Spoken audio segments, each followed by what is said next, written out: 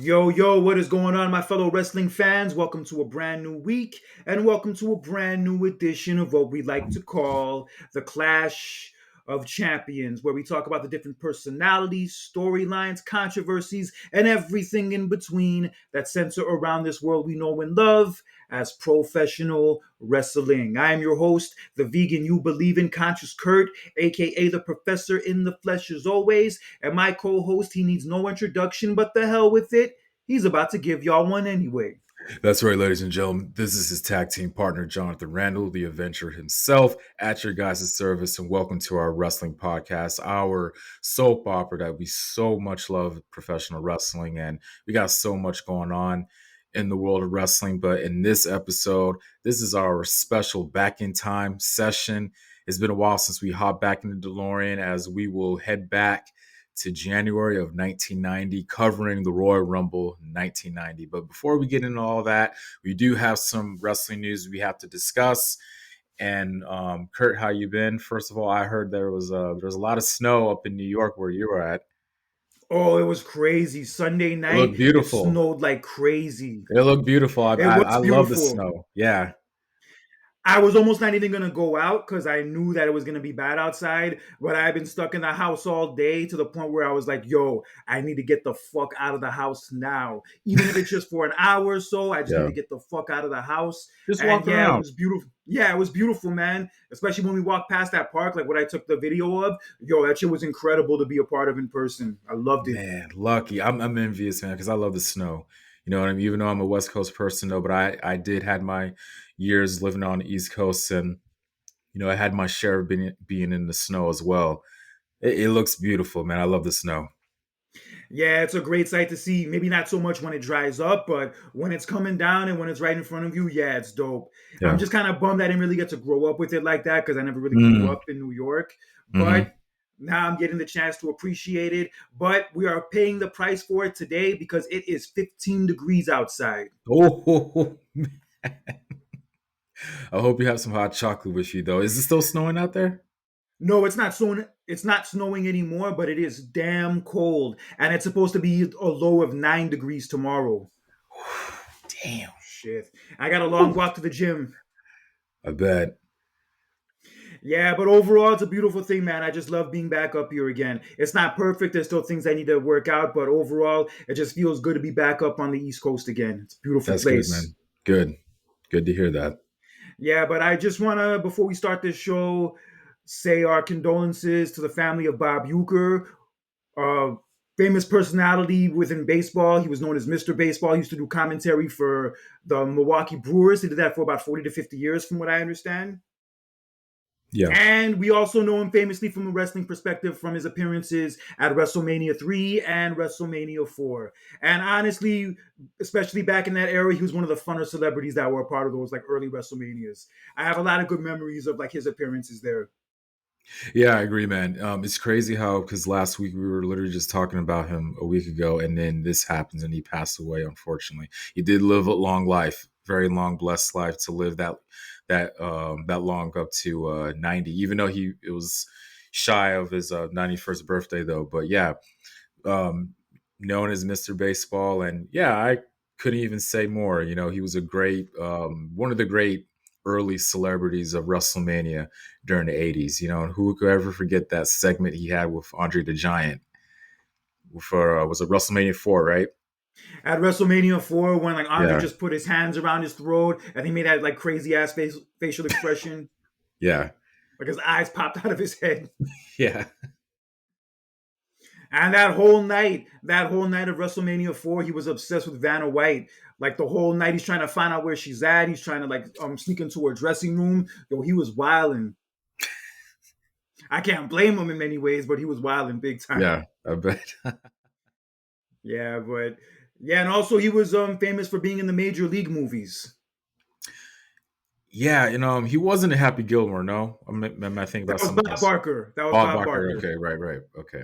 Major League. I Nah, gotta watch that. That's funny. I was watching to that podcast by Julian Edelman, Games of Names, and they were talking about great baseball movies, and they mentioned Major League, and I was like, man, I need to watch that movie again. yeah, I like. the first one. And even the second one, I have a soft spot for. I honestly Mm, saw the second one more than the first one for some weird reason, but I mhm. have a lot of fond memories of those movies. Like obviously, Charlie Sheen was a big part of it. Wesley Snipes was also in the original, Yeah.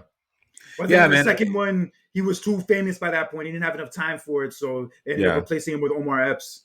I honestly have to say, like, they even said the same thing on that show. I have to safely say that baseball movies are the best sports movies when it comes For the for that sport.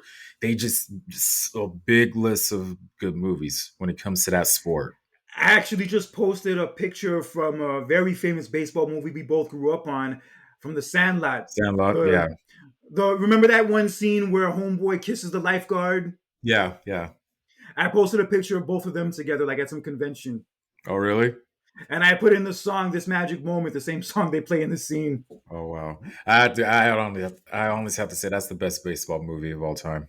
I can't disagree. It is dope. Yes, it is That very I good. have to say that one along with Field of Field Dreams. of Dreams, and then A League of Their Own. Those are like my top three. A League of Their Own is the Tom Hanks one, right? I think Madonna's in it Yeah, too. yeah. Gina Davis and Rosie O'Donnell. Oh damn, Rosie O'Donnell also. Oh Oh shit. yeah, yeah. You got to watch that movie again. That's a great movie. Yeah, I got a lot of good movies to catch up on, but one good series I did watch last week that was very dope was the one about the Menendez brothers, the mini series they did about them on Netflix. Yo, it was great. Hmm. Interesting. I'm still finishing up on Squid Game right now, so on I gotta Netflix. start Penguin. I gotta start Penguin this week. Oh, oh, that I've been you just slipping. oh, I've been it's good. slipping. It's good. Um, Colin Farrell, he won a Golden Globe for it. Congratulations to him. Did a very good job portraying The him. thing is, I still need to watch the Batman again before I watch Penguin. That's what I've been told. I see. Yeah, I only saw it once and I really liked it, but I need to watch it again to kind of get refamiliarized with it. But got you. well, everything about the Penguin has been, yeah, thumbs up reviews. A lot better reviews than that piece of shit Joker movie that dropped a few months ago. Oh my god. Yeah, All right, but anyway, rest in peace to Bob Uecker. Only died a few days shy of his 91st birthday. yeah. Rest in But peace to him, and our condolences to his family and friends. absolutely will not be forgotten, especially by these wrestling fans. Right. And it came out last week that WWE and TNA are now in a working relationship. Yeah, that was a shocker to hear that. But I'm glad. I'm happy to hear that. Past couple of years, TNA has been doing better than they have well in the past. You know what I mean? So to hear that, that's a good thing. I'm happy to hear that.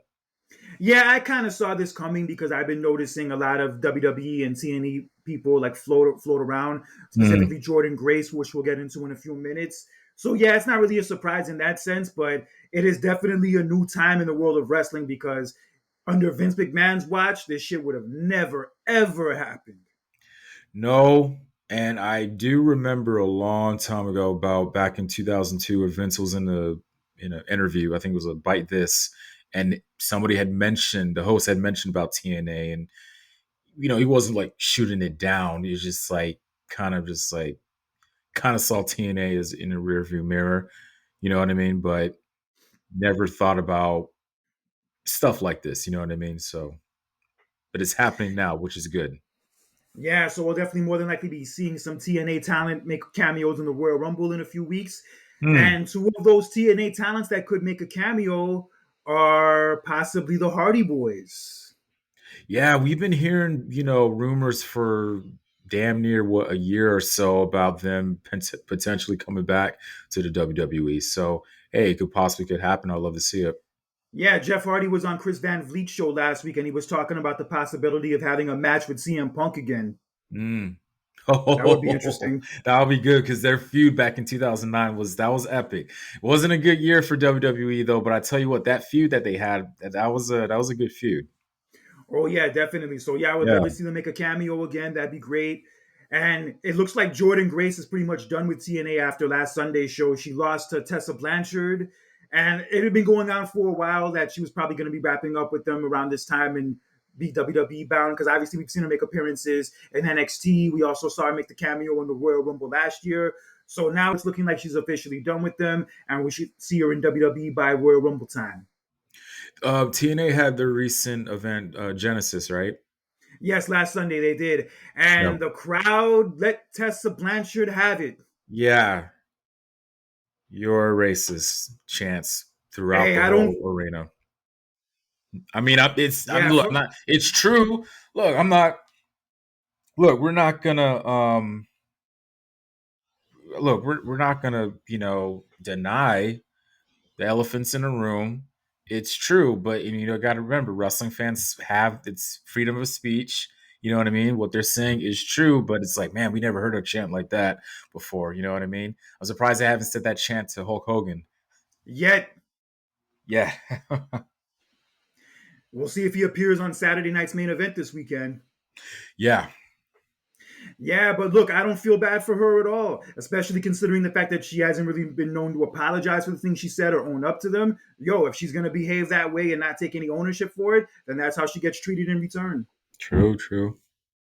Yeah, but she ended up winning the match, obviously, because that's Jordan Grace's swan song with TNA. But it was funny. I saw some footage backstage after the match of like Jordan Grace, like, hugging everybody afterwards, like saying goodbye to everyone. And she walked right past Tessa Blanchard. Yeah, because apparently Jordan Grace wasn't really thrilled about working with her in the first place, but Mm, obviously she's professional, so she'll do what she has to do. yeah. So shout out to her for that. But hopefully, maybe this will be a learning lesson for Tessa Blanchard, and maybe she'll actually, take some ownership for her past behavior, and maybe she'll have more of a clean slate going forward. But Oof, until I then, hope she so. deserves. Until then, she deserves to get treated like that by the crowd. Yeah. Oof. I hope she turns a new leaf and apologize. Just apologize. Be the bigger person.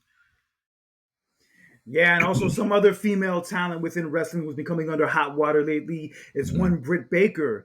And a Yeah. report that came out yesterday from PW Torch from Wade Keller, who I've actually done a show with before. Apparently, she's pretty much done with AEW, or in other words, AEW is done with her.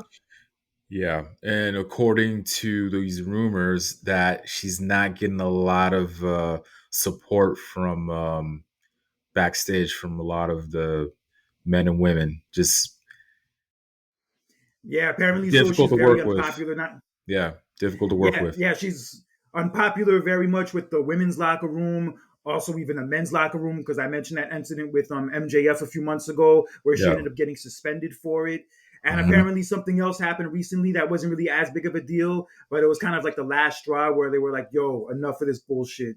And they're saying like not to expect her back in AEW again. Man, I just it's gonna affect. I mean, if she doesn't come back. I did mention, oh, maybe she come to the WWE, but you're saying how I don't think that would be a wise decision. Maybe the situation will help her to grow up a little bit.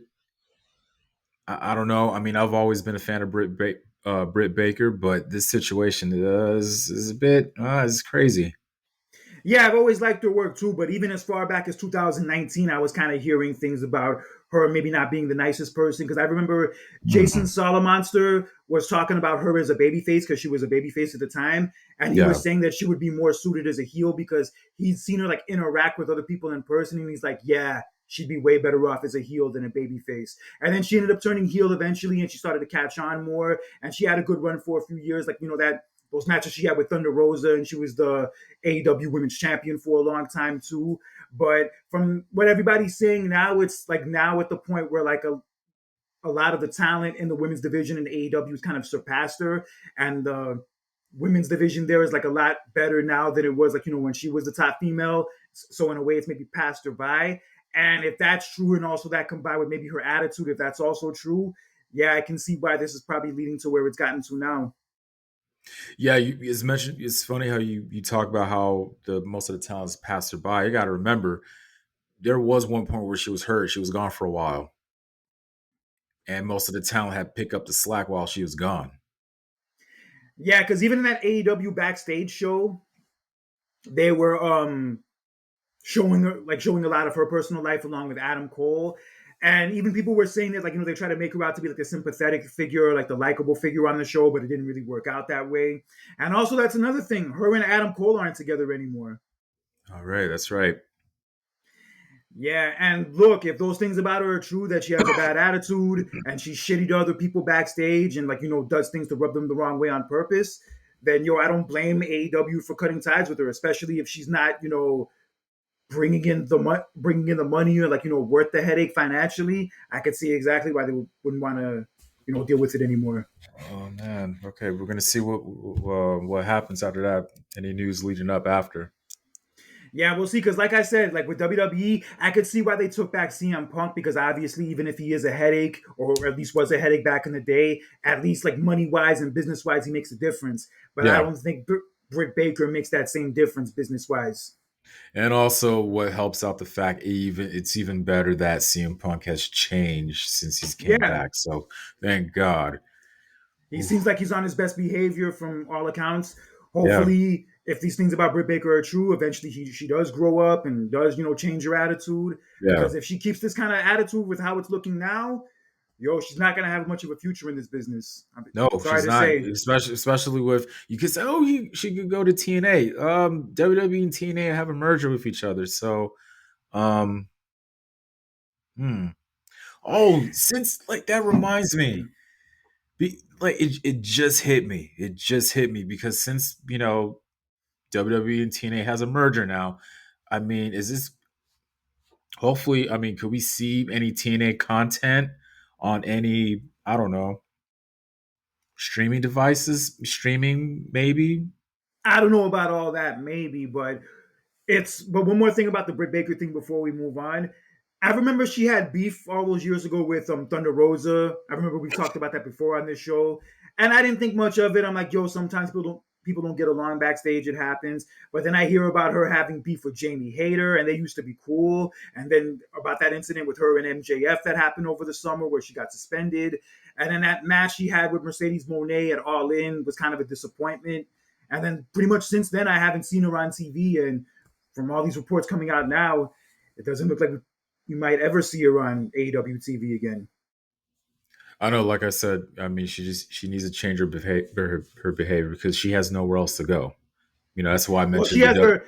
Well, she has her dentistry. She has her dentist career, so she has Yeah, that I to mean, fall that was back the on. whole point of her gimmick, though. But still, despite all that, you got to remember, her passion is wrestling right now. You know what I mean? So, um, if she wants to continue that, she it's kind of tough. I don't. She has nowhere else to go. That's why I mentioned about TNA again. You know what I mean? But She only can't. time will tell. Yeah, Maybe her and Tony Khan will kiss and make up, and we'll see her back on TV sooner than later. But until then, we're gonna have to move on without her. All right, but let's move on to others. We do have the Royal Rumble coming up in less than 2 weeks. And also this Saturday, we have Saturday night's main event taking place from San Antonio, Texas. And one of the main attractions for that show is going to be the official contract signing for the WWE Championship ladder match between Cody Rhodes and Kevin Owens. And there's going to be a special mediator for this contract signing. And that mediator is going to be none other than San Antonio's own HBK, Shawn motherfucking Michaels. that's right. My goat, ladies and gentlemen. It's a perfect place and a perfect setting to have him there since they are in his hometown of San Antonio, Texas. I can't wait. I can't wait for it. Have this contract signing. So see the showdown between Cody Rhodes and Kevin Owens. I can't wait for that. Neither can I. But I remember when Nick Aldis was talking about how somebody was going to mediate the contract signing. It was going to be San Antonio's favorite son. I thought he was going to say Tim Duncan for a second, but then when he Ah, said Shawn Michaels, I'm like, okay, that makes more sense. right. I mean, Or Greg Popovich. yeah. Greg Popovich wouldn't take any nonsense from either one of them. Oh hell no! Come on now. We all No we, way. no. Of course not. Imagine I, Kevin Owens and Greg Popovich in a back and forth promo together. Jesus. When I look at this card for this editions for Saturday night's main event, it looks a little bit better and more stacked than the first one, if I'm being quite honest. Yes, and one of those stacked matches that we have on this show. Ooh, the Battle of the Behemoths. We have Braun Strowman taking on Jacob Fatu. Oh my god, that promo, that segment that we saw from Jacob Fatu on SmackDown this past week. Oh my god. Wow. Solo. Felt Solo. No, it was none of that crap. It wasn't that. No, it was like, oh, I can't even words can't describe. He just went all in. I'm telling you, man, it's only January. It is only January, Kurt. I'm already putting Jacob Fatu on the list of wrestler of the year. Yeah, it's off to a good start for him, and you could Wow. definitely tell, especially after Friday on SmackDown when Solo just walked out when the crowd kept booing him, and Jacob Fatu looked all confused as to why. Mm. They're definitely heading for Splitsville between Jacob Fatu, Tama Tonga, and Solo, and Yeah, we I could told definitely. you. Yeah. And I told you, I think I mentioned it last week. I think we see Jacob Fatu and Solo at WrestleMania. Hmm. I think I see that being the match. Okay. Yeah, because sooner or later, we're going to hear the words from Jacob Fatu saying, Solo, I hate you. I hate you. And then it's going to be a wrap. I bet. But man, his promos, man. Oh my Yeah, he's good, man. He's menacing. it's on a no whole nother level. It's just it's like I rate a promo on how not just what you say, but like how you're saying it. You know what I mean? And he just nails it. It's just like when you hear him talk, you have his full attention. Yeah, he has. I feel like in a way he has more of that presence than Solo did. True. Comes off as like more of a boss, like more of like a Nino Brown type Yeah, or yeah, Frank yeah, yeah. Lucas. Yeah. All right, so yeah, we have that match. I think we know who's gonna win that one. Although it's gonna be Mhm. fun to watch. Oh yeah, definitely. But I'm at least happy that Braun Strowman's doing better. He had like a really bad illness over the last few weeks to the point where he lost Oh like over 30 pounds in 1 week. wow. Oof. Yeah, Oh he was man, that I didn't know. sick. Damn, I didn't know that. Wow. Yeah, so glad to see he's back and he's doing better. But he's going down at the hands of Jacob Fatu this Saturday. It's Yeah. happening. After what we saw on SmackDown, come on now. Like Jacob Fatu's the young one. He's up and coming. You can't have him lose.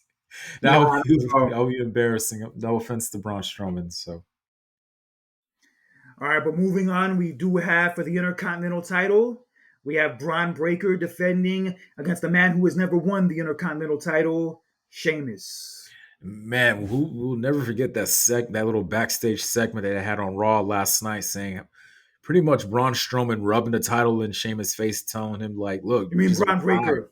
Yeah, being a Braun Baker. I'm sorry. Backstage, just rubbing the IC title in Sheamus' face, pretty much telling him, "Hey, just retire. You're never going to win this belt," and he never has at this point. I think Sheamus does win that title, but he wins it in Las Vegas at WrestleMania, not Mm, here. okay, that's a long way from now. I mean, because how the way they're, you know, setting this up is going to be a long stretch between now and WrestleMania. So we'll see what happens. I get it, but I feel like considering that Sheamus has never won that title before and how much they've been building it like in the last few years, I Yeah, feel like he should win it at a show besides Saturday night's main event. I get it, but it's like you got to remember it's NBC. You know what I mean? I would not be surprised if Sheamus wins. Just And don't be surprised.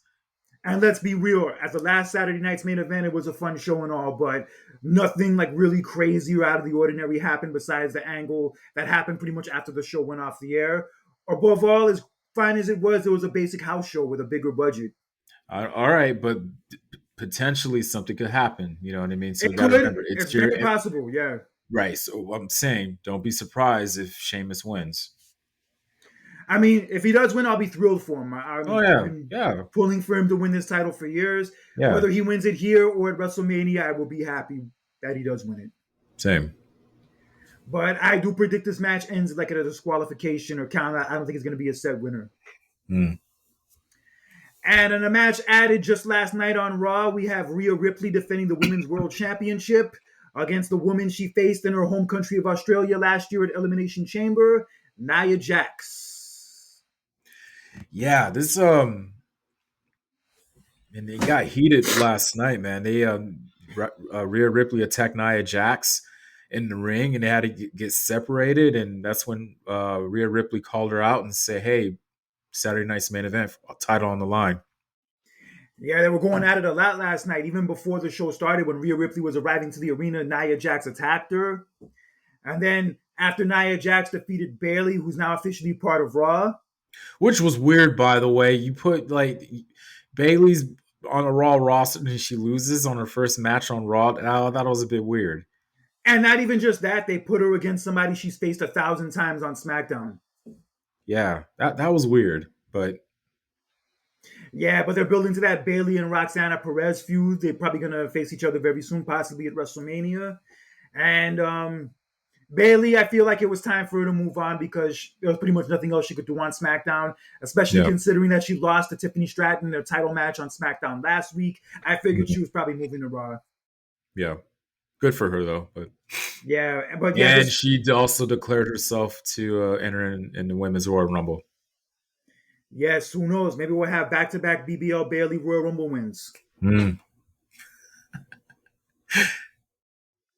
But anyway, yes, we do have Nia Jax taking on Rhea Ripley. They had a crazy ass brawl last night after that match where Rhea even did like a sunset, like a flip on the Nia off the top of the announce table. Yo, that shit was crazy.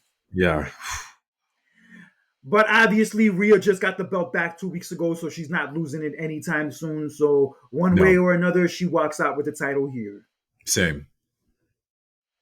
And for the World Heavyweight Championship, we have the Ring General, the champion Gunther, defending his title against Main Events, or according to Gunther, mid-card, Jey Uso. Oh my God. Well, last night on Raw, Jey Uso had his hands on the World Heavyweight title belt, and from the pictures and all that stuff, he looks pretty good with that belt. But Gunther's retaining though. Yeah, I don't see Gunther losing it this close to WrestleMania. As popular as Jey Uso is right now, as hot as he is right now, I don't think he gets the title right now. Yeah. Maybe in the future down the road, but I don't think it happens this weekend. Yeah. Although I did like that segment they had last night on Raw where Jey Uso said, "You better put some respect on my name because unlike you, I've actually main evented WrestleMania before." That's a good point. That's a good point, yup. And I think Drew McIntyre still owes him one after Jay beat him a few weeks ago. So I think he might find his way of interfering in this match and costing him the title. But I'm but sorry. Overall, I do think Gunther retains. I think that's definitely the way it ends. Yeah, that's funny though. Speaking of Drew McIntyre, I mean, what do you thought about? Of course, they had their rematch. Seth Rollins and Drew McIntyre had the WrestleMania rematch last night on Raw, and Seth Rollins sneaked out the victory though. But then he gets attacked by McIntyre right after the match, and then as soon as he's still trying to the beatdown happened, Sami Zayn comes in to save the day, and then as Drew's still attacking Seth Rollins. Sami Zayn's about to do a Hulua kick, but he misses Drew McIntyre and accidentally hits Seth Rollins. Yep, and I saw some footage of this after the show went off the air where they were talking in the aisleway, and Rollins just said, "Yo, be more careful next time." Yeah, Sami Zayn was all over the show last night. He had that segment with Kevin Owens where Kevin Owens said that he knows he'll win the Royal Rumble because Kevin Owens has his back. And Kevin Owens says he knows he's going to win that ladder match because Sami's going to have his back. Yeah, and we just announced that Sami Zayn entered in the Royal Rumble for this year. So, man, it's just the All-Stars are stacking up, man. It is stacking up for the men. And also Sami Zayn was dissed briefly by CM Punk in his promo in the audience when Punk was like, "Don't even mention Sami Zayn around me because he's not on my level." Yeah, that we thought that was bad though, but not until the few seconds later what Punk said, until he mentioned about Hulk Hogan and he'll throw his dusty ass over the top rope and end Hulkamania. I burst out laughing when I heard that. I know you were grinning ear to ear when you heard that. Of course, I've known for years CM Punk doesn't like Hulk Hogan, but as cool as that would be to see, the place Hulk Hogan is in his health right now is the equivalent to the place of health that the Iron Sheik was in at WrestleMania 17 in the gimmick battle royal. Wow. To the point where, like, if Hulk Hogan were going to be in the Royal Rumble, he would have to win because he can't go over the top rope. Right. That man, I did not expect that, but it was like the funniest thing I ever heard, man. I remember CM Punk and Hulk Hogan were beefing once because I think the Lightning and the Blackhawks were facing each other in the NHL playoffs. In the Stanley Cup. This is like, was it like Yeah. 2015 or so? Oh yeah, I It was remember. I like, remember that. yeah, it was one of those years. I remember CM Punk was like at like I think at the game or like at some place that was playing the game, and he was talking shit about the Lightning, and he also talked shit about Hulk Hogan because Hulk Hogan's from Tampa, and he's like, Yeah. we don't listen to those old farts like Hulk Hogan who are just like fair weather fans. We're real fans around here, like something along those lines.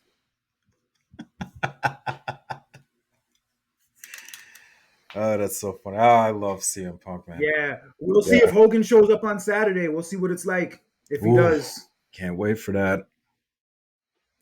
I mean, I can and I can't because I can in the sense that Hogan's same shtick is always the same every time. The "let me tell you something, brother, what you're gonna do" bullshit. But just to hear the crowd reaction and to see like how he handles it, that will be fun to watch. Yeah, I'm looking forward to that. And you got to remember, he is, you know, he what's the word? Not he is televised, not televised, but he is, you know, shown to show up for Saturday night's main event. So we're gonna Yeah, see he's what been in the happens. promo packages for it. Yeah. Yeah, the last few weeks. Yep. Yeah, Sami Zayn we saw on the show a lot. I definitely see them going somewhere with the story they're telling with him. I feel Mm. like he's probably gonna face Kevin Owens probably at WrestleMania. If not there, at Elimination Chamber because it's gonna be in Canada. Yeah. I wouldn't mind seeing that WrestleMania. I'd like to see that. Yeah, they fought at WrestleMania 37, but I feel like it's gonna be a whole different like This is a vibe little and more different personal. story. Yeah. A Yeah, much more little personal. bit more. Yeah. Yeah, and also last night I know you enjoyed seeing your boy JBL make an appearance. Oh, you damn right. But what offended me before that, Kurt, was the fact that Kofi Kingston had the nerve, had the audacity to bribe JBL for $2. $2? They probably forget that JBL is a self-made millionaire in Wall Street in New York City, and you're gonna give JBL $2 just so you could for support. $2? Hey, hey, JBL, even after they left and they got pissed off at him, he was like, "Can I still keep the money?"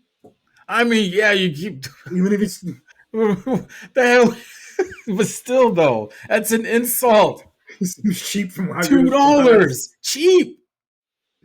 No, he seems cheap because he $2. wanted to like still hold on to it, even though he's such a millionaire. Like he cares Oh that no, much about. I mean, hey, that's But it was funny. It was funny, like when he gave him a backhanded comment back, and then like they came out later to do the promo, they took the $2 back. God. Oh shit. Yo, Yeah. JBL definitely gives me some Tombstone Unforgiven vibes with this like new getup he has. Like with this like with that long ass trench coat and everything. Yeah, he definitely gives me like vibes of like one of those characters from those movies. Yeah.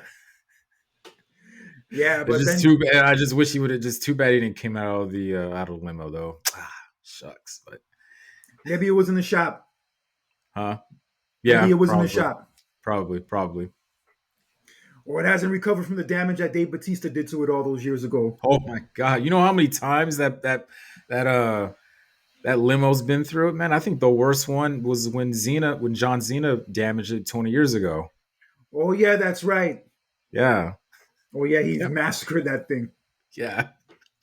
Yeah, but Kofi and Rey Mysterio had a great match last night that saw Rey get the surprise win, but then Mm. Xavier and Kofi attacked him afterwards, and then the LWO tried to come out to make the save, and then they ran through the crowd, but then they snuck back in from behind and attacked them again. Weird. It Funny. was Speaking of Rey Mysterio, I was seeing videos about Penta, our newest wrestler on the WWE roster, talk about how he admires Rey Mysterio and would love to work with him. I would love to see these two work with each other in the future.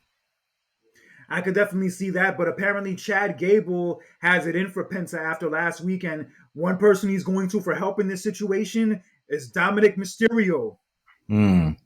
the chicken tender slut himself. Mm. I bet he always goes to Kane's right when he gets to Vegas every time for a show. I mean, I don't think it's the only place that has the good chicken tenders. I mean, you can't forget about Chick-fil-A Yeah, for I wouldn't eat one. any of But that shit. Yeah, but still though, but Yeah, so like now he's hiring Dominic for help, and now the Judgment Day is kind of imploding. You could definitely see all of it to the point where Finn Balor is going to be out for a while. So now Dominic's going to take his place in the tag team title match next week against the War Raiders. yeah. And then Liv Morgan kept, maintaining that she's not mad over what happened. But even though Dominic was claiming that he had it under control as far as the tag team title match, Liv Morgan called him out and said, "Yeah, that's the same thing you said about my title match, and look how that turned out." Mm. We'll see I just how things turn out between I these two. I can't wait when they end this faction, man. It's just getting over. It's overkill right now. So Yeah, Dominic may have like good luck with women and like he knows how to pick women in that sense, but at the end of the day, he always ends up like Eddie Murphy and Boomerang. oh, Damn. I don't think he's looking at their feet, Kurt. Nah, but just in general, like he always ends up, getting left out in the cold and like getting out left to dry. Like as the movie went on, when he Oh, started feeling Robin Givens more, and then Robin Givens was like kind of giving him the same treatment he would give other girls. yeah, yeah. Yeah, madness. But Mhm. in any event, Penta had another impressive performance on Raw last night with a victory over Pete Dunne. Another good effort, another good match. And they are making him out to be a big deal. Even in the second week, he's already stacking up impressive wins. He has a Yeah. great presentation. Yeah, he has star written all over him, man. And it's You only getting have to. better. You have to do that to your newest edition. And I was saying to myself when I was watching that match last night, this guy is gonna be. They're trying to make him like the next biggest Latino superstar for the company. So that's what they're doing. Yeah, it's a smart move. Yeah, he could definitely be a big difference maker financially for them. Um, in the ring, Yep. and impressive feuds, matches, whatever it is. Yeah, this dude could definitely be a difference maker for them for years to come, and I hope that he is. Same here. Yeah, so I could see him and Ray at WrestleMania. That would be great. But I could Or also see him and Backlash maybe, in oh, that'd be Mexico. great too. That would be great I too. think it would be better Backlash in Mexico. Or I could see Penta against Dominic at WrestleMania. Yeah, I'll That could definitely work love to too. see that.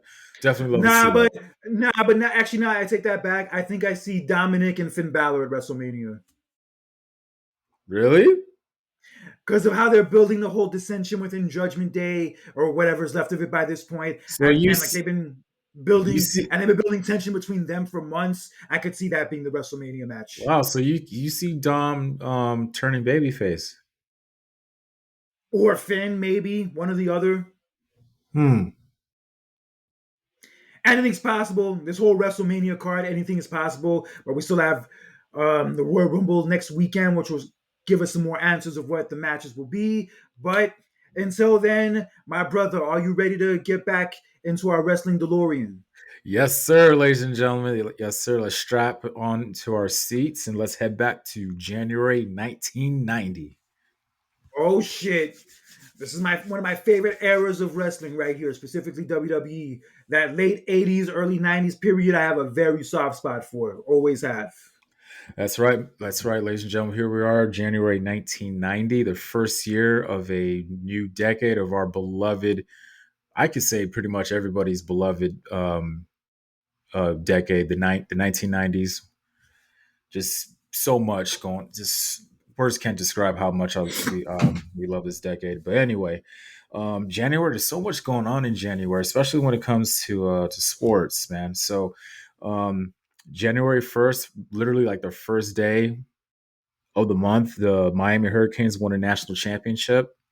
Oh shit, yeah, they did win the title that year. Yeah, they won a title that year against Alabama.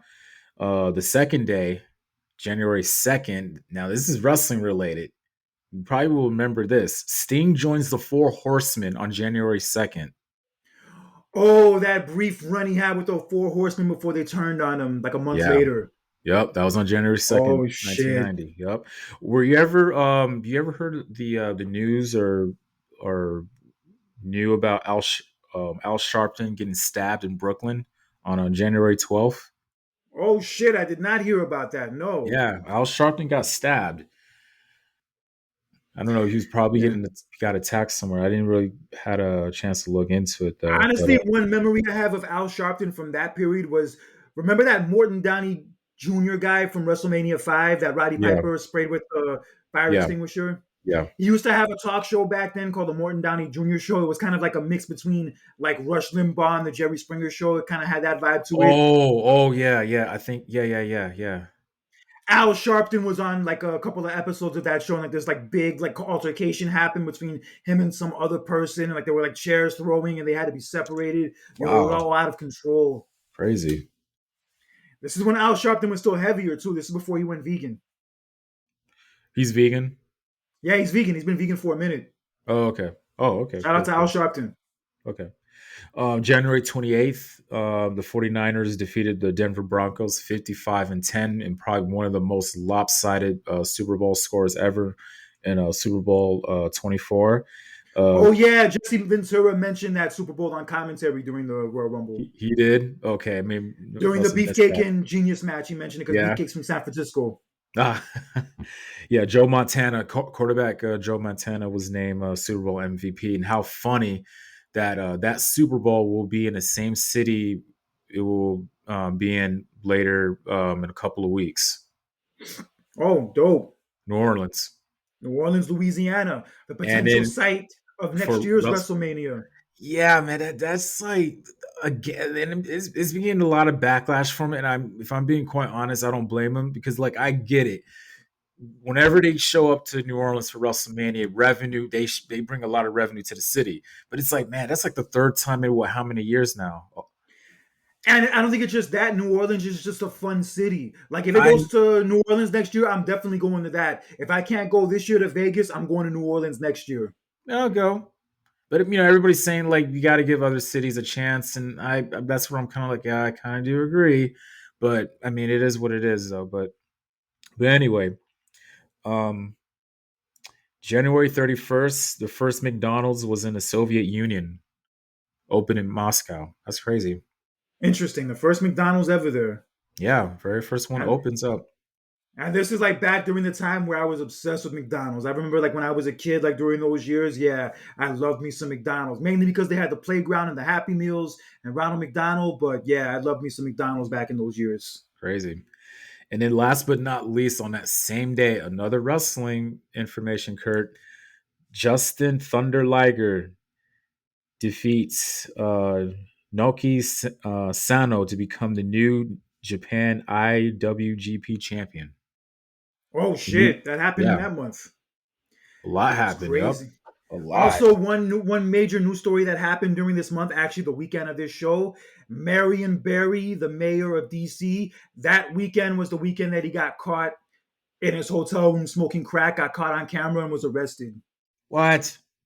Yep, happened Really? the That was weekend big of this Royal news. Rumble. Yeah, that Big was huge news, news. huh? Bro, the mayor of DC, the mayor of the nation's capital, got arrested for being caught on camera smoking crack. That's crazy.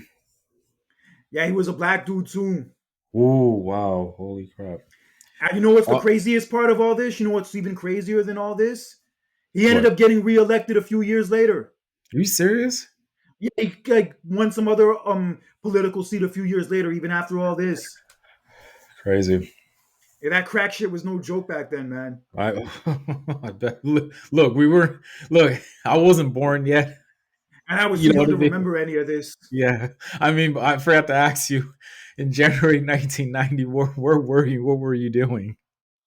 I was 3.5 years old by this point. I'm sure I was living in Florida by this point because I know we moved to Florida at the Yeah. end of the 80s, so either 88 or 89. So by this Yeah. point, I was already living in Florida at my grandma's house. And yeah, that's where I was at this period. I don't remember that much about 1990 very well, except for maybe watching Home Alone in the movie theater. But yeah, that's where I was at this point in my life. Got you. Let me ask you And you weren't something. even a thought. And you weren't even a thought to your parents at that point in time. Well, my parents were married though, but Your parents got married in 88. What are you talking about? that's what I'm saying. They were, but they. I know it wasn't a thought of them though, but still, I was getting there. But anyway, Yeah. um, number one movie in January 1990. I don't know if you've ever seen this movie. Number Oh, one I know movie at what the it time was is. I know Born on what the movie you're 4th going of to say. July. Born on the 4th of July. Actually, it's funny. Yeah, that was a big movie. I have seen it. It is great. Very disturbing Mm, in many parts. But actually, the mm. number one movie around this time of this Royal Rumble, the movie that was number one, I know you fucking love this movie to death. Back to the Future 2. You sure? Because I did my I'm research that sure. month. I'm That sure that month. weekend. That weekend, it was number one. Okay, but for that month, it was Born on the 4th of July was the number one though for that whole month though. Nah, but that specific weekend, that weekend of this Royal Rumble, the number one movie was Back to the Future 2. Okay. I figured it was because it came out like in November, and I figured it was like that hot of a movie where it would like keep that momentum going into the next year. So it didn't surprise me. Okay. Can you tell me what was the number one song? Oh, How Am I Supposed to Live Without You from Michael Bolton. Yeah, but there was another one that says Another Day in Paradise by Phil Collins. Yes, that was also a hot song at the time. And it's funny enough, that was the last number one song of the 80s and the first number one song of the 90s. Hmm. It's great. It's a great song, by the way. Incredible song. I don't care what nobody says. Phil Collins is a beast. Yeah, he's a great Beats the modern artist. female rappers, but that's another story. Anyway, so yeah, honor. With that being said, Royal Rumble 1990, which took place January 21st, 1990, in Orlando, Florida, in the Orlando Arena, pretty much the same arena where the Orlando Magic plays at. Plays And at. funny enough, this was their inaugural season, the Orlando Magic.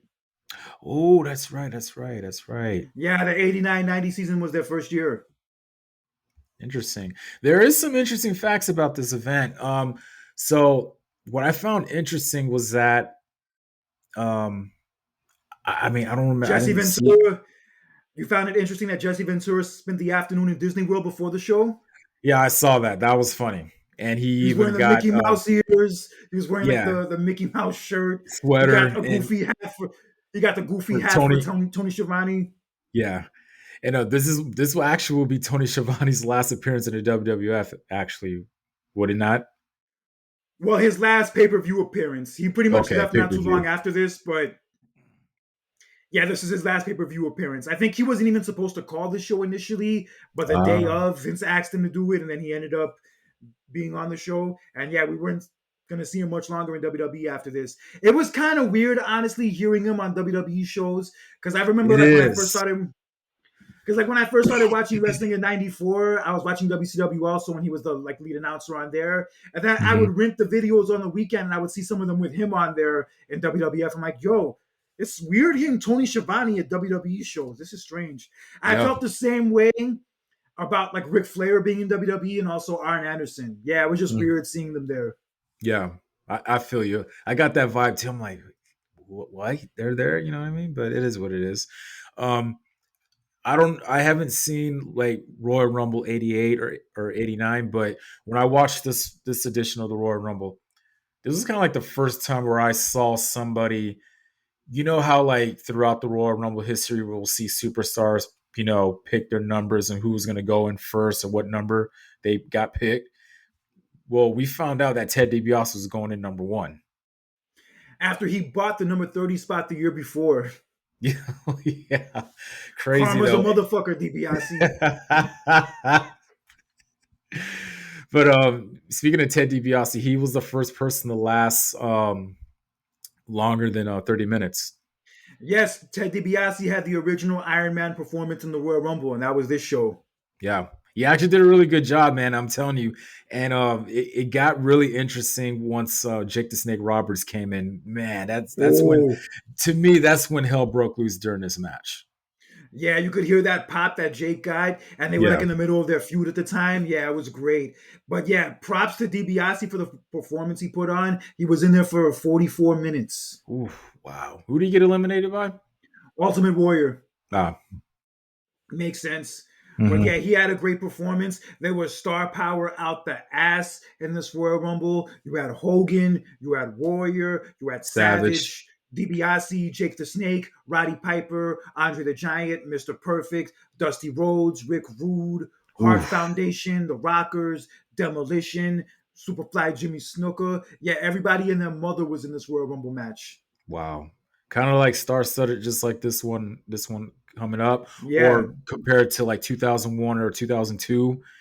Yeah, man, just a very much star-studded, so. pretty much a star-studded affair, as I like to say. Yeah, honestly, this is, in my opinion, like the first really good Royal Rumble match. Hmm.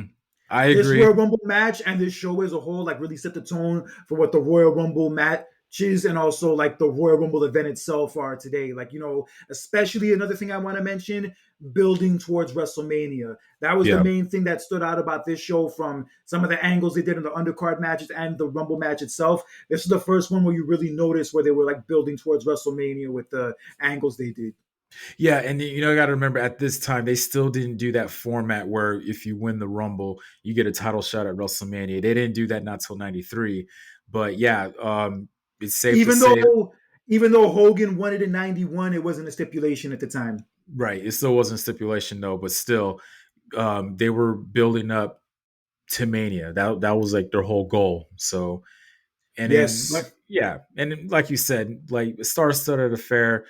Pretty much, that's what the theme of the Royal Rumble. We have all these big name superstars all in one ring. But the funny thing about that is the whole point of that. It's like you see all these stars and you're just like, man, who's gonna win?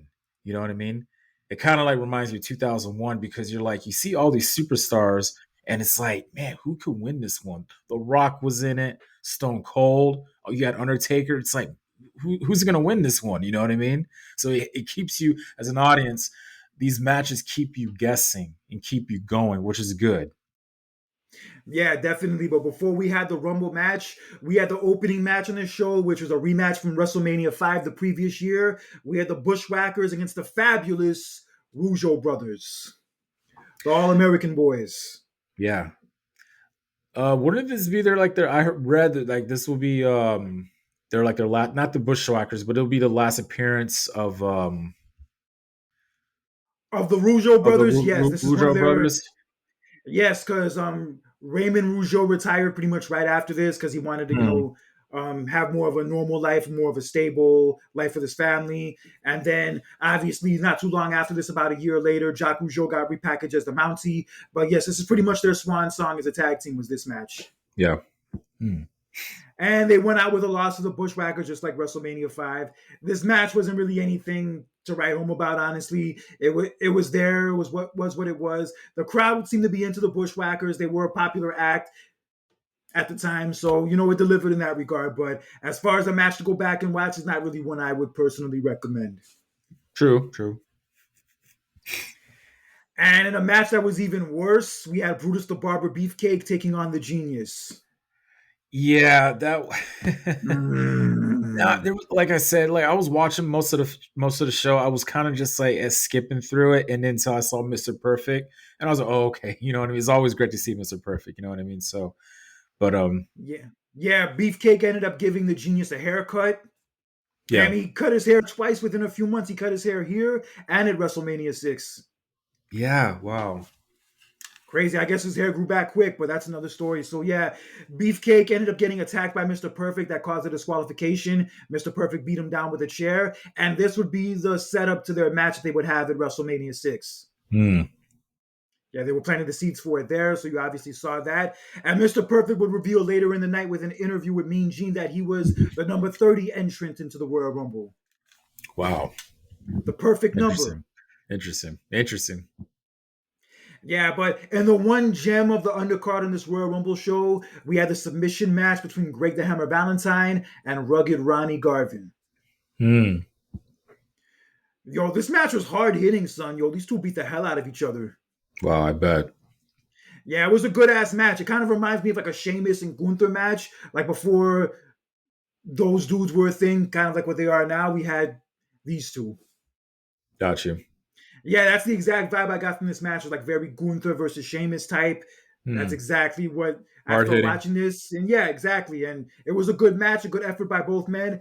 I just feel like with both of these dudes, as great and talented as they were, they just didn't really fit in from a character standpoint into this era of WWE. Yeah. This slowly you're kind of like getting into like a new era slowly. Yeah, like if they had been like around in a different era, like maybe in the 2000s, they might have maybe had more of a chance to pop off more with the audience. But at this Yeah, point, as talented as they both were, like they weren't like the fan favorites at the level of some of the other people we mentioned. I feel you on that. Yeah, but still a good match, good effort by both men, and rugged Ronnie Garvin won with the sharpshooter of all things. Ooh. Yeah, interesting finish. I wonder what Bret Hart thought about that. Yeah, but they've been feuding for a minute up to this point, so this is kind of the blow off. And yeah, it had a good blow off. I would say like the one highlight of the undercard in this show, if you're going to watch anything from it, watch that match. Got you. And in a very weird segment, we had an episode of the Brother Love Show with the I guest being Sapphire and Sensational Queen Sherry. Yeah. Oh, Sherry, all alone, holds on, holds on. It's always I fun to gotta, sing Brother Love, though. I yeah. love you. Him and Joel Osteen should go on tour together. But yeah, though, that's crazy, though.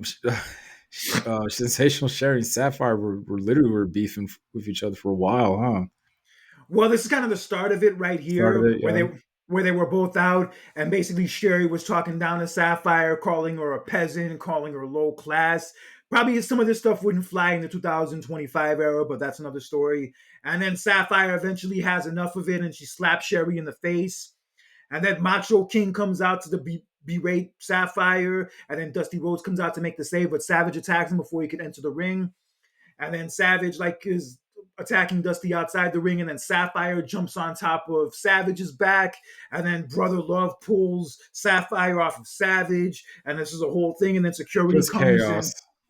Security comes and gets Savage and Sherry out of there, and then God. Dusty and Sapphire both have their way with Brother Love, where like Sapphire slaps Brother Love, and then Dusty just throws him out of the ring, and then everybody's happy because they dance together after. Chaos.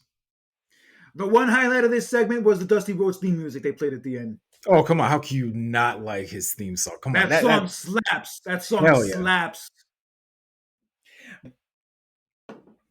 And this would be another example of them building towards WrestleMania, was with this angle where they had Dusty and Sapphire against Savage and Sherry. We would end up seeing that match at WrestleMania 6. So yeah, this is all just basically used to build for that. Not really a fun segment, but it accomplished what it needed to in that regard. So I'll let it slide. Yeah. And then we had Hacksaw Jim Duggan against the Big Boss Man. Yeah, I heard they edited Big Boss Man's theme song apparently if you had the DVD.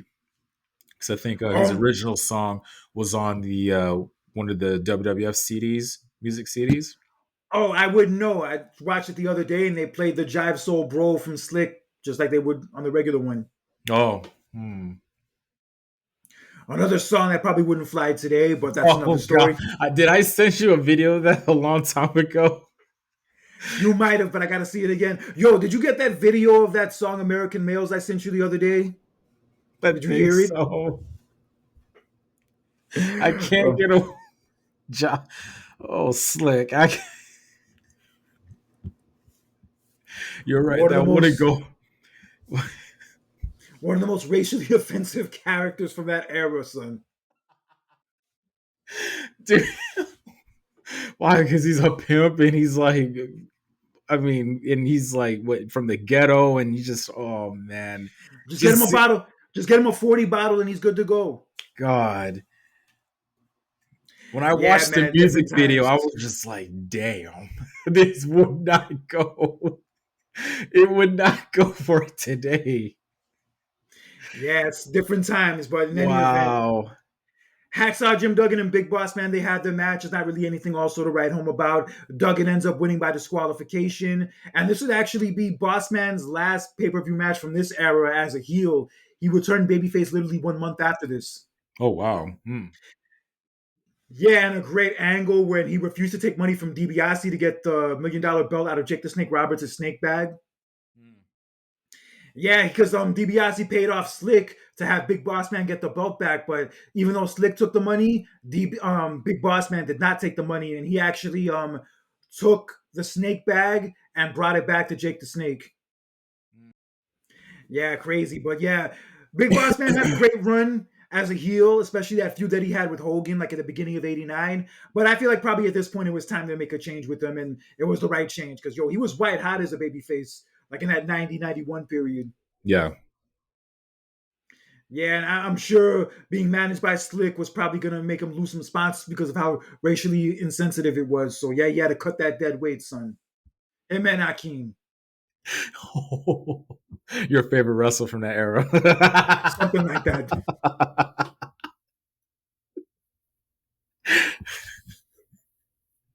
I'm telling you, bro, having like a Coming to America entrance like for Hakeem at WrestleMania 5 was a missed opportunity, son. It's still a missed opportunity. You haven't dressed like him for Halloween yet. I'm still waiting, Kurt. Biggie dressed up Biggie dressed up like him for Halloween one year. Hakeem, the American African Dream. My God. Oh, And man. honestly, another thing that shocked me on this show was actually the first time I ever heard Haku talk. Oh, really? Yeah, during that backstage promo with him, Rude, Andre, and Heenan. Yeah, I remember watching it as a kid and I heard him like talk. I'm like, wait a minute, he speaks perfect English. How come I never heard him talk before? Wow. Because he was always a menace and a savage and all this shit. You never heard him talk, and then I heard him speak. I'm like, what the fuck? I never knew he talked. I never knew he spoke perfect English. That's kind of like how Solo Sikoa didn't say anything, and then when he started talking, I'm like, whoa. You know what I mean? Or Rush Hour, when the whole time Chris Tucker assumed that Jackie Chan doesn't speak English, and then all of a sudden when he hears him speak English, he's like, wait a minute, you spoke English this whole time? I actually watched Rush Hour last week on Netflix. Oh, yeah? The first one. All three of them are on Netflix, yeah. Yeah, we could skip the third one, but that's another story. Right.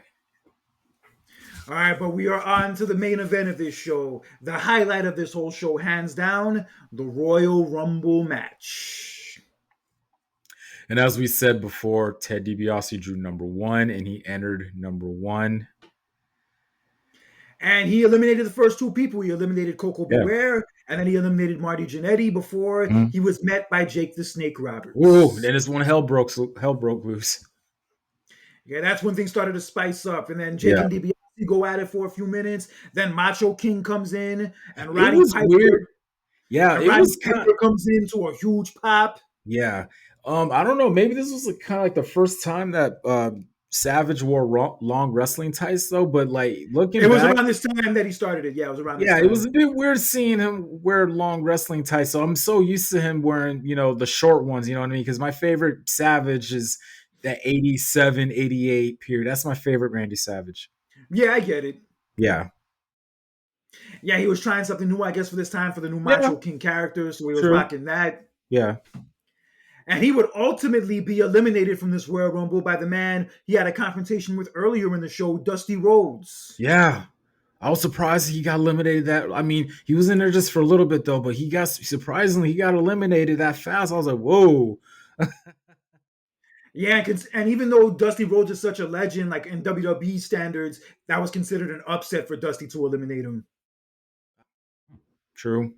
Yeah, and this will add more to the fire for their feud going into WrestleMania 6. I mean, that is safe to say because you got to remember, I mean, not too long ago, Savage was the world champion at the time. So, that is a pretty much an upset at that time. Yeah, you're right. Yeah, but before that, Macho King did eliminate Jake the Snake Roberts. And Andre the Giant came in at one point. And it was obvious by this point, unfortunately, that Andre the Giant's health wasn't in the best place. Yeah. And you can kind of tell by certain spots. But ultimately, he was eliminated by Axe and Smash of Demolition. That was an impressive elimination. They didn't need help from nobody. They just both eliminated him themselves. Good shit.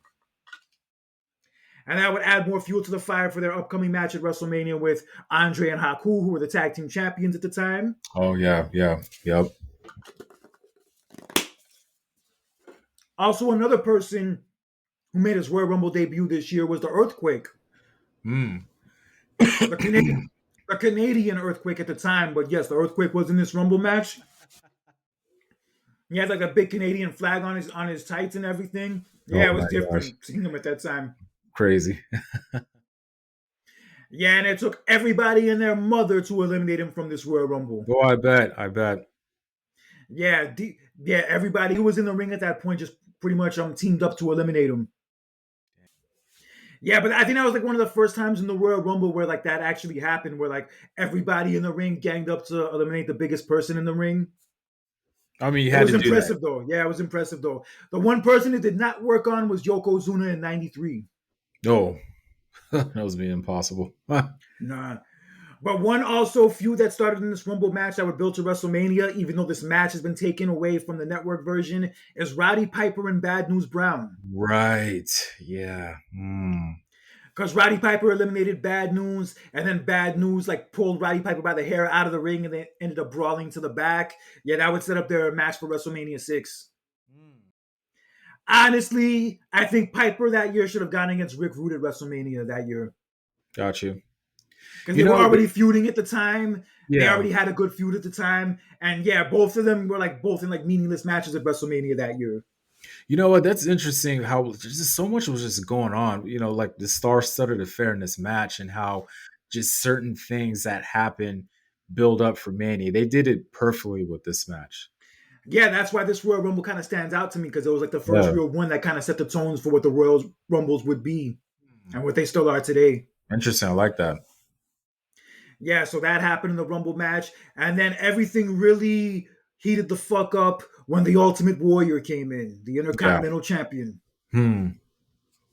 Came in like a house of fire, eliminated Dino Bravo, who he was feuding with at the time, ended up eliminating Ted DiBiase, who had been in the ring for 44 minutes.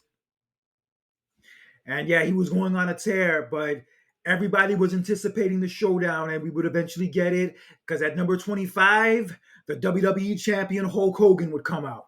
Well, I thought everybody was anticipating when the model Rick Martel was going to show up. Or with his nasty ass cologne, no, bro, it's a different What? time.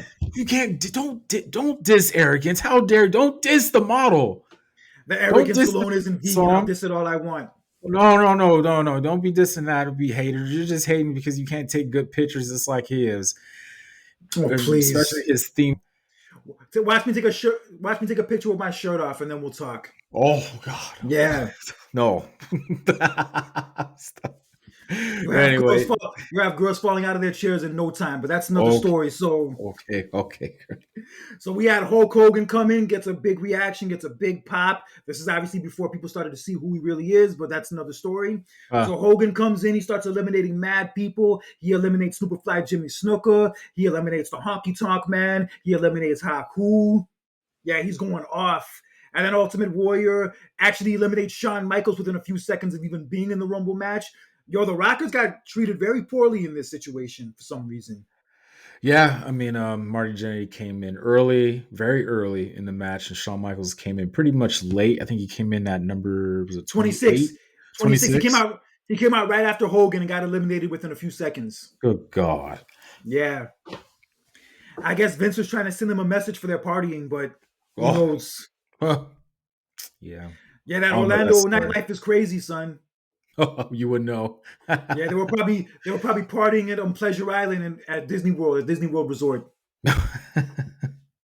All right, but anyway, so yeah, Ultimate Warrior eliminates Shawn Michaels, and then Ultimate Warrior eliminates your boy, the model Rick Martel, and his nasty ass Mm. cologne. Oh, And then it stop. comes down to Hulk Hogan and the Ultimate Warrior for the very first time.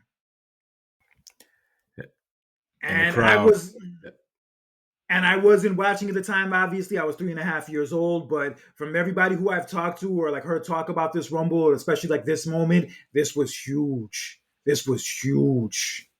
I bet. It was just one of those, like, I think in every era you have those stare downs between the two biggest stars in the company, and the crowd are just losing it. Like, we kind of like we've seen it now. We've seen this between The Rock and Stone Cold, At right? 2001, 2001. Yeah, you know what I mean? Yeah. Not just at the Royal Rumble, but just like it could be any show. And it'll be Yeah, that but since we're moment talking about where, Royal Rumble ones, yeah, where just the crowd's like, oh my God, you have your two biggest stars and they're facing each other, you know what I mean? And when we see that showdown between Hogan and Ultimate Warrior, we already are getting that preview for WrestleMania 6. and this was the main example of this Royal Rumble starting to build for WrestleMania with the angles was this very moment. Mm, Hogan and Warrior just face off. They start shoving each other. They bump into each other and do that little crisscross. And then Hogan like ducks a clothesline, and they end up clotheslining each other, and they fall down. And it was very brief. It was only about a minute or two, but for that minute or two, we saw them go at it. Yo, that's all we needed, at least for that point. right. Yeah, it was great. That double clothesline spot, as great as it was at WrestleMania 6, it was the first time we saw it was here. Crazy. And then obviously the Barbarian comes in, then Hercules comes in, then Ravishing Rick Rude comes in. And then there's this one point where Rick Rude and Barbarian are trying to eliminate Warrior, and then Hogan knocks them down from behind. But as he does that, the Warrior falls out. Wow. The second year in a row, Hogan accidentally helps eliminate his potential WrestleMania opponent. Because the year before, Savage and Bad News Brown were battling, and then Hogan ended up ducking them both out of the ring. And then Savage got in Hogan's face afterwards to bitch at him about it. But then Elizabeth got in between them, and they ended up making peace only for about a few more weeks, but they made peace on that night anyway. And then here in this moment, Warrior just comes back in the ring. He clotheslines Rick Rude, he clotheslines Barbarian, and then just runs out of the ring to the back. Crazy. Yeah, I'm like, bro, you know Hogan was a part of that too, right? Right. But the Warrior would get his revenge in the following week's Saturday night's main event, as after their tag team match with Mr. Perfect and the Genius, after the match they were being attacked, and then Warrior clotheslined the Genius, and then Hogan tapped him on the shoulder, and then Warrior clotheslined him by mistake. Or was it a mistake? Mm. According to Jesse Ventura, it wasn't. And then at number 30, we had the Perfect entrant come in, Mr. Perfect. And so it's down to the final few men, and then Barbarian's eliminated by Hercules, and then Rick Rude eliminates Hercules after that. And then it's here where we see one of the few instances where we see Hulk Hogan and Rick Rude go at it, even though it's only for a few minutes. Yeah, man, it's just a shame that they never like worked with each other. I mean, look, I bet Rick Rude wanted to work with him, but look, we know the story. We know how Hogan was back then, how he politic, I don't want to work with this person, or I don't want to drop the belt to this person. That's probably the cause of it, though. But hey, I mean, we get to see a little few minutes with them, going at it with each other, though. But this is a damn shame that they never did like a on story feud. Yeah, I think they worked a little bit with each other, like in the beginning of '88, like when Rick Rude first came in, because Mm, Rick Rude was on the Andre the Giant Survivor Series team that went against Hogan's team in '87. yeah. They worked against each other a little bit during that time, but yeah, they never had a major angle with each other for some reason. No, that would have been perfect. That would have been so. Oh my god, that would have been Another amazing. thing, another thing I also heard was that Hogan was always afraid of him, like actually afraid of him, because I'm not sure if you know, Rick Rude was like a known legit tough guy. Like people did not want to fuck with him in real life. I mean, unless if you mess with him, though. But I'm quite sure that he was Nah, a. but just in general, like he was like not a dude like you could like fuck with, or I guess play games with in Hogan's case. So maybe Hogan knew that he couldn't get away with his political bullshit with Rude, so Ah, maybe that's why he didn't see, work with him. see. Mm-hmm. I do maintain, like, if they were gonna take the title off of Warrior, they might as well have had him drop it to Rick Rude at SummerSlam, and then Rick Rude could have faced Hogan at WrestleMania 7 instead. That would have worked. But imagine, let's just say if that whole Iraqi war thing didn't happen, that would have been, hey, that would have been perfect if they would have did that. Yeah, either Rude or Hogan. I'm sorry, either Rude against Hogan or Hogan and Warrior in a rematch. But whatever didn't happen. It is what it is. And then Rick Rude accidentally clotheslined Mr. Perfect over the top rope, but Mr. Perfect didn't hit the floor. And then Hogan was battling with Rick Rude, and then Hogan sent Rude against the ropes. But as he did that, Perfect pulled the ropes down, and Rick Rude ended up falling out. Wow. Damn. No friends in the Royal Rumble, son. No, of course not. It's number one rule. Come on now. Even though those two go way back, they went to high school together. Oh, that's right. They're both from Minnesota. Yeah, Mr. Perfect and Rick Rude were Yeah, like this. yeah. Yeah, so it comes down to Hulk Hogan and Mr. Perfect. The two were like in a major feud at the time, which started back at Saturday Night's Main Event in November when Mr. Perfect stole the WWE title and destroyed it with a hammer. So yes, these two went at it for a few minutes, and Mr. Perfect, for some weird reason, in this match of all matches, hit Hogan with a perfect plex. Wow. Look, it's a great, impressive move and all, but it's not really a move that's going to win him the Royal Rumble per se. No, I mean, if you're just gonna do that just to just get an advantage over them, but yeah, it's not gonna work if you're gonna try to win. Exactly. But Yeah. then, to no surprise, Hulk Hogan hulked up after this. And then he hit Mr. Perfect with a few right hands, a few clotheslines. And then ultimately, he posed to the crowd, took Mr. Perfect by the hair, and threw him over the post, over the top rope to hit the floor. And Hulk Hogan, the WWE champion at the time, was your 1990 Royal Rumble winner. Hmm. And there was rumors saying how originally Mr. Perfect was supposed to win that Royal Rumble. It would have made sense. He was undefeated at the time. He was Yeah, feuding with Hogan at the time, so that would have given him a boost, but it yeah. didn't go down that way. Got you, got you. So overall, out of 10, what would you rate? Well, not the event. I mean, the undercard is meh, but as far as the Royal Rumble match itself, I mean, out of 10, what would you rate it? I would rate it a 7 out of 10. I Seven put out of it 10. Hmm. in my top 10 favorite Rumble matches. It's in my top Okay. 10. Interesting. Interesting. Okay. Yeah, I've always enjoyed this Rumble match from the star power, the angles they did. Yeah, it was always a lot of fun to me. Got you. I'll probably like 7.5. I love the just like I said, the angles, man, and then just so much was going on within that match, which led up to WrestleMania, which is the format that they're doing now. And then I just the whole star-studded affair, just an all-star cast of wrestlers in it, and then going towards the ending, and yeah, very good job And, of how they did it. and I guess as far as Hogan winning goes, I guess it goes down to Vince's old statement for like Hogan winning any of his matches.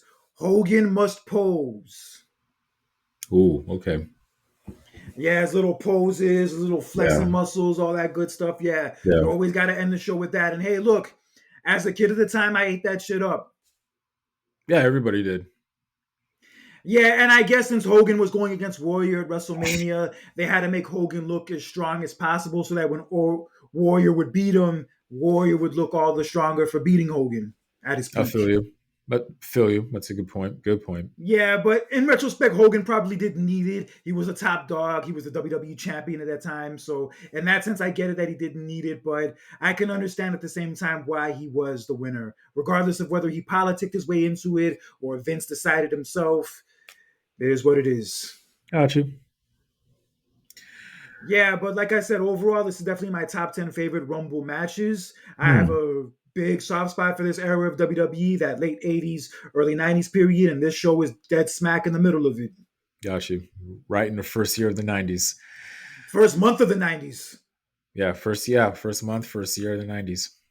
And you know what other stuff was actually popular around this time that we didn't mention? On major album that was really popular around this time was the Janet Jackson Rhythm Nation album. Oh yeah, yeah. Also, Milli Vanilli was white hot during this period too. Hmm. And as far as shows, you know what popular show actually started a month before this show? What? The Simpsons. Oh yeah, that's right. That's right. The That's Simpsons right. started in December of '89. Yep. But as far as the number one shows during this time, it was a tie between The Cosby Show and Roseanne. Hmm. Yeah, it's crazy. The Cosby Show was the number one show for pretty much a whole second half of the '80s, and the one show that like dethroned it or at least came close to it was Roseanne, Crazy. who we all A- saw, And who we it's all saw funny. recently in a music video singing for Trump.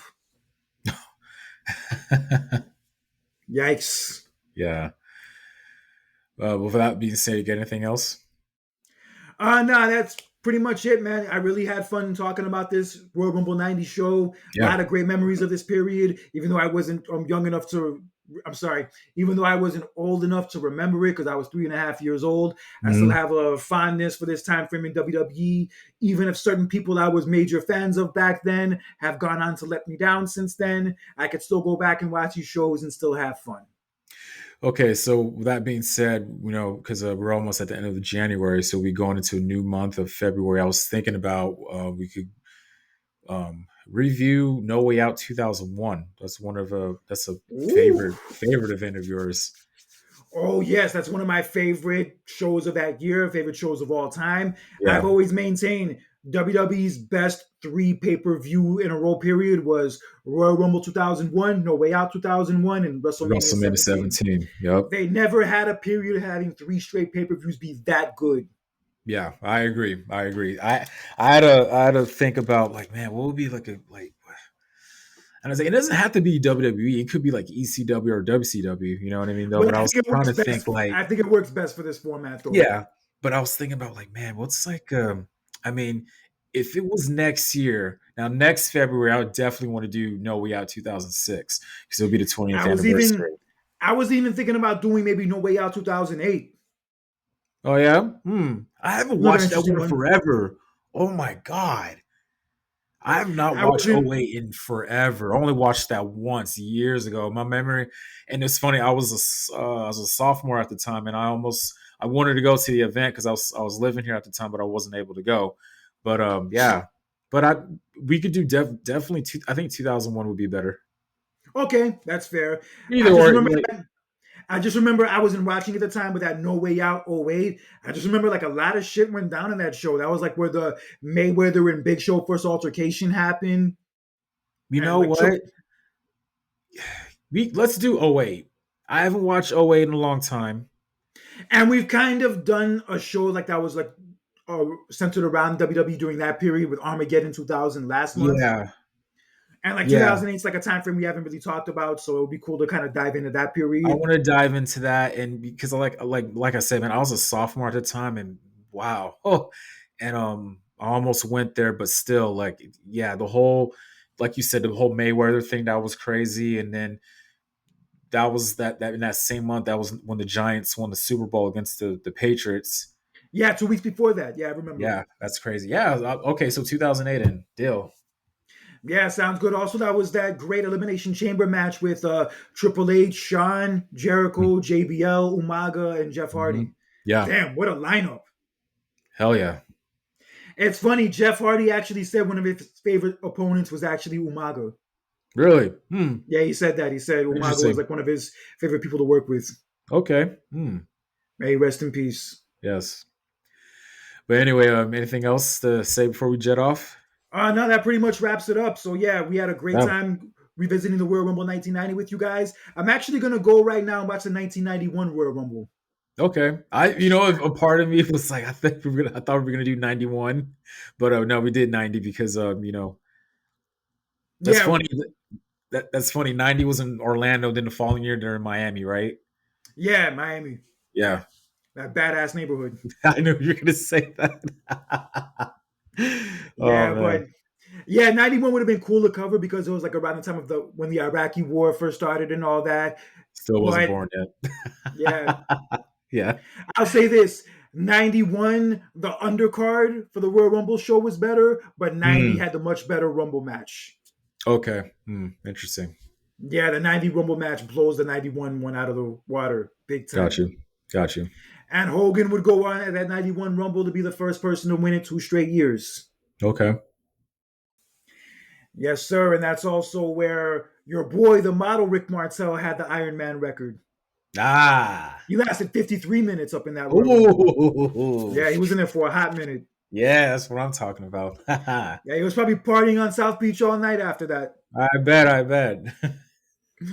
All right, bro. All right, bro. It's been real. For John Randall, this is Conscious Kurt with another edition of Clash of Champions. Take care. Have a good weekend. Enjoy the AFC and NFC championship games. Yes. And God bless us all with the whole political climate we're in right now, regardless of which side of it you are on. Yeah. Yeah. At the Yeah, end of the day, sorry, just at the end of the day, it's just us as a people that we got to stick together. You know what I mean? Regardless who's in charge. Yeah, I think Charles Barkley said it best on Inside the NBA yesterday. It's it's more than just like left versus right. It's kind of like what the politician's job is to do, is like to turn all of us against each other and make us fight each other. At the end of the day, it's the rich versus the poor. And the way the rich stay rich, the way the rich stay powerful is by keeping us at odds with each other and keeping us distracted from what's really going on, which is unfortunately something I see happen every 4 years during this election bullshit. Dave Chappelle's kind of like said the same thing on Saturday Night Live this past Yeah. Saturday. Same thing. It's kind of like us as a people, we got to do better. You know what I mean? So regardless who's in charge, us at it as a people got to do better. Yeah, that's We're what. pretty much we're the ones that has to make the difference in a way. You know what I mean? So Yeah, because I see people like canceling Nelly and canceling Snoop Dogg because they performed at the inauguration, saying that, oh, I thought you were for us. I thought you were for the culture. You guys are just sellouts. You guys are horrible. I can't listen to your music anymore. Like, I'm over that shit now. Like, I'm over like reacting that way and behaving that way. Well, that yeah, was 8 years ago, Kurt. I'm tired of it. true, true. And look, like I've said before, I'm sure you agree with me. I don't like Trump. I'm not a fan of Trump. I've never really been a fan of Trump. But just at the same time, this whole notion of like being obsessed with hating him and like being consumed with hating him to the point where that's all you talk about all day, all you post about all day, and you're willing to wish death on people who like him. Yo, I'm done with that shit. That shit is toxic. It's evil. It's negative, and I want no parts of it. Couldn't agree with you more, man. Word up. So, Word. anything else you'd like to add to that? To that, no, that, like I said, just us as a people, we got to do better. You know what I mean? So like I said, we're in charge of our own destiny, of our own decisions at the end of the day. You know what I mean? So look, when Trump was in office the first time, look, my life wasn't ruined. I still enjoyed my life. I still had so much fun. Still did the things that I love doing. Didn't stop me from living life. So I'm going to continue to have that mindset now and moving forward, regardless who's in office. You know what I mean? So you got to stay positive and just focus on yourself. And you yourself has to be the one that has to make the difference. Yeah, So there's with that bigger. being, huh? Go ahead, finish. No, no, no. I was about to say my last sentence, my little goodbye sentence. So Yeah, because at the end of the day, there's bigger and better things to focus on than who the damn president is. true. Especially when that president and the parties behind both of them could care less whether you would live or die anyway. Right, right. All right, so until next time, for John Randall, this is Conscious Kurt with another edition of the Clash of Champions. Take care, God bless, be nicer to each other, and most of all, don't be an asshole in real life or social media, because that toxic bullshit is for the birds. And ladies and gentlemen, coming from me, always stay safe, stay blessed, and always stay true. Peace. Shout out to the homie Bret Hart.